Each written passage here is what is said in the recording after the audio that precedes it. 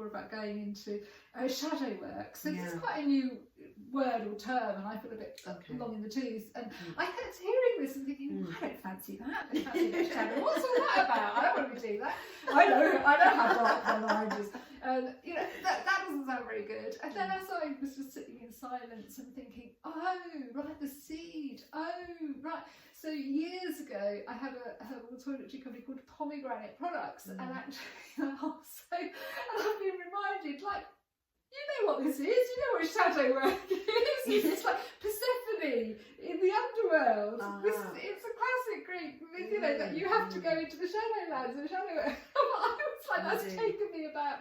So I was there in the early 90s, the late 90s, and all this other stuff happened where I was just reacting, and suddenly Spirit's going, hello.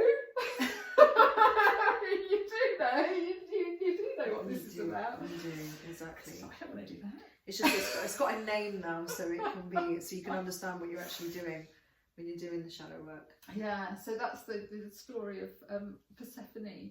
It's a Greek myth where people say Hades, you know, is the god of the underworld, and he kidnapped her, and it all becomes this sort of rather dark narrative. But you know, as the maiden, she goes into, she falls into the underworld, and he welcomes her. He says, go and investigate. He doesn't keep her chained up, but he's like, you know, investigate and this darkness and see what's going on. You know, because that's what you have to do. You have to feel safe enough to do it. You do have to feel safe enough to do it, but regardless whether you do or not, it's still there inside your body, inside your nervous system.